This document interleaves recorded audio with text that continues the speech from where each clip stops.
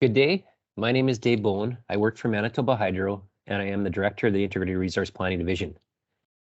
I would like to welcome everyone here today and thank you in advance for again taking time to be part of our integrated resource planning process. Today we'll be sharing on our initial results. Before we begin, I'd like to do a land acknowledgement.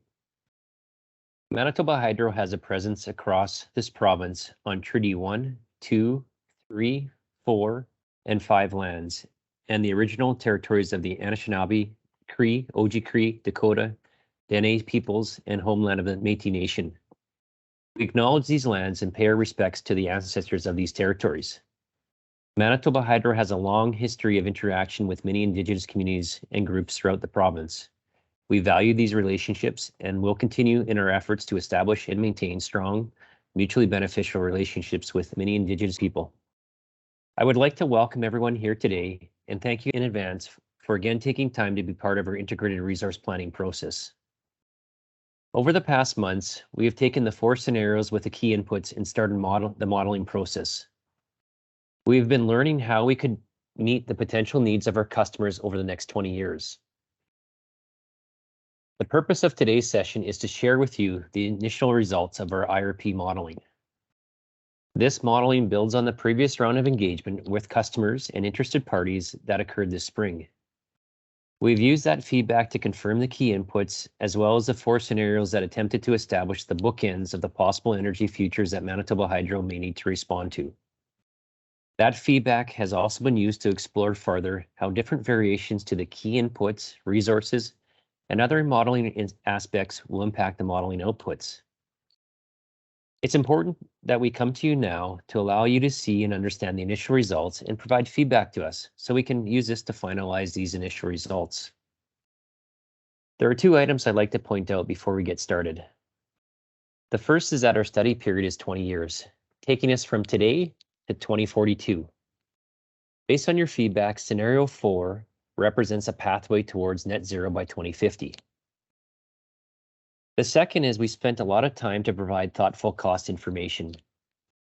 These costs reflect future investments for Manitoba Hydro to continue to provide reliable electrical and gas service in the scenarios. They do not represent or attempt to represent the whole life cost of climate change to our province. Our team is represented by Lindsay Hunter, the project manager for the IRP project, and Blair McConaughey, leading the technical collaboration, who will be sharing with you today. Thank you in advance for your questions and feedback. Hi, I'm Lindsay Hunter. I am the project manager for our IRP development process.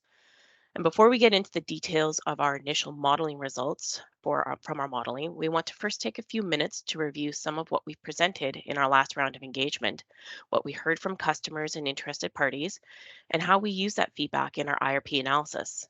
Why are we doing our Integrated Resource Plan, or IRP? At Manitoba Hydro, we supply electricity and natural gas to customers across the province of Manitoba. This means we have to plan to make sure there's enough supply of these energy sources to meet demand. In fact, we have been doing this planning for over 60 years. But now, the evolving energy landscape is changing how our customers will use their energy at home, for their vehicles, and at work. Developing an integrated resource plan is one change we've made to evolve our planning process to help us prepare. Developing our integrated resource plan is not a process to decide how the future should unfold, but to ensure that the path forward can respond to how it might unfold.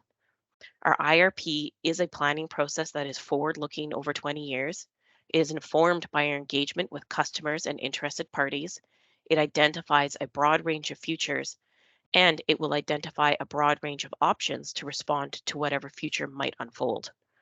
These options will be detailed in a roadmap, not a specific development plan, with near-term actions to help define the steps for informing potential major decisions on infrastructure development or investments. Our IRP development process breaks down into 5 stages as shown on this slide. We are now in the modeling and analysis stage. That means we are reviewing the scenarios we discussed with you last round and their impacts on resources, costs, and other factors through a technical lens. As we finish our modeling and analysis, we will use the information gained to develop the integrated resource plan, including the roadmap and near-term actions.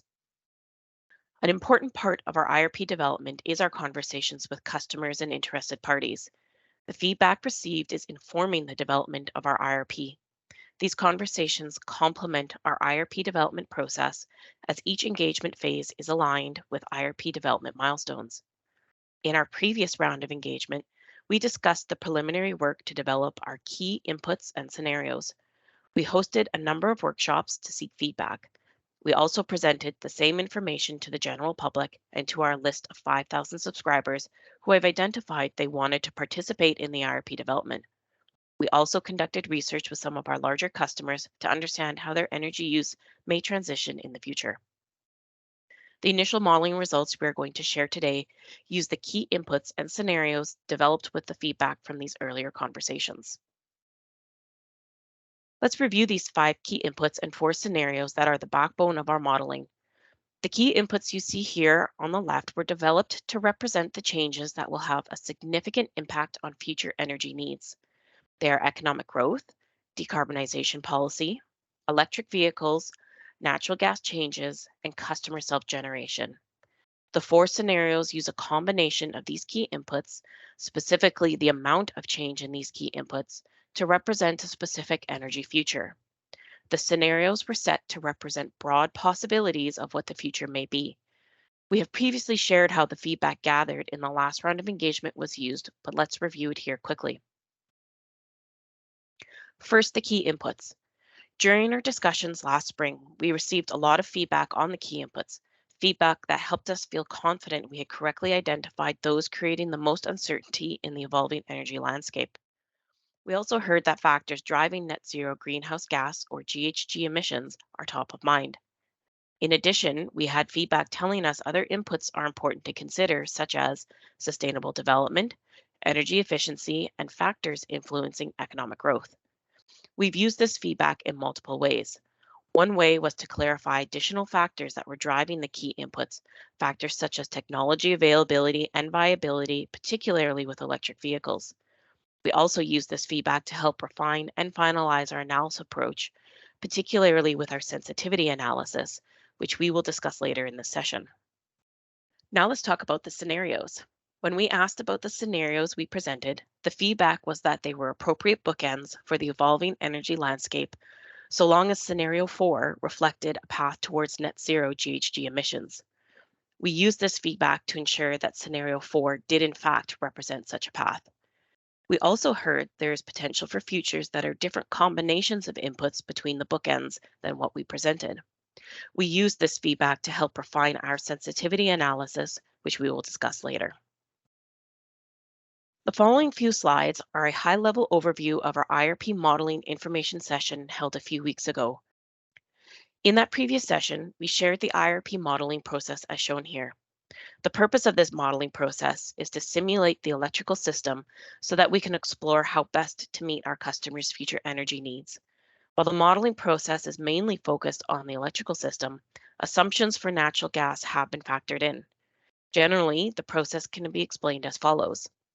The model uses some information that is the same for each of the scenarios, the top 3 right-hand boxes, and represent the existing electrical system, all the new resource options the model can select, and the planning criteria.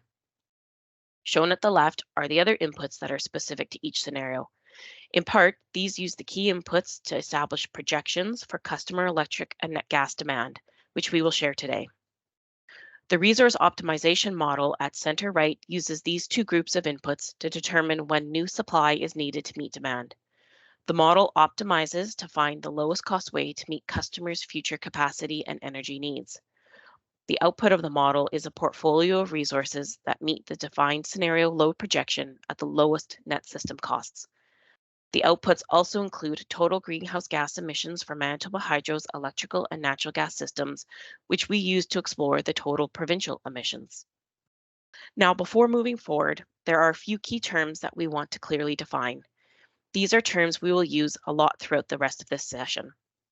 Simply put, Manitoba Hydro's electrical generation system provides both energy and capacity, which are different ways to think about electricity. To explain the difference, we've included an analogy using transit buses.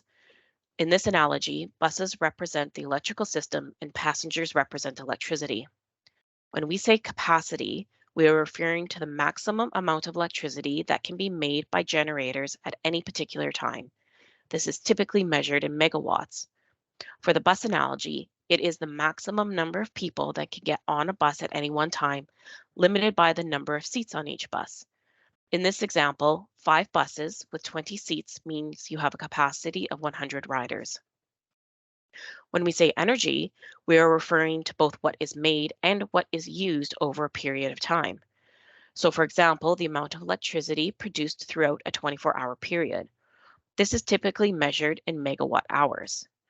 For the bus analogy, it is how many people are transported in a day using the 5 buses. During the course of one full day, you might move 1,000 riders. When we say peak demand, this refers to the specific time of day that has the single greatest need for energy. For Manitoba, this happens in the winter when we have customers heating with electricity.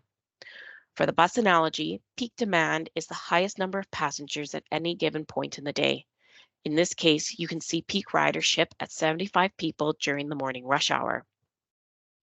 All three of these concepts have to work together when planning the electrical system. The system has to have capacity to meet the peak demand that customers place on it, so number of rush hour passengers, and it must be able to provide the energy required throughout the whole day.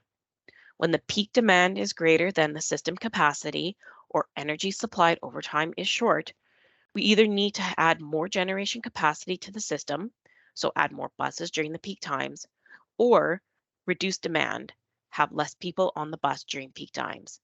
But we still need to make sure that all passengers can be moved throughout the whole day. When solving for potential resource options to meet a specific load, the model must meet Manitoba Hydro's planning criteria that are specific to our predominantly hydropower system and that underpin all our planning decisions. These two specific criteria are included in the model to determine when and how much of each new supply resource is needed to meet demand in each scenario. The first criteria requires that there is sufficient energy supply to meet demand during a repeat of the worst drought on record. This is called dependable energy. Dependable energy includes hydropower generation, as well as generation from wind turbines, natural gas generators, and imported electricity.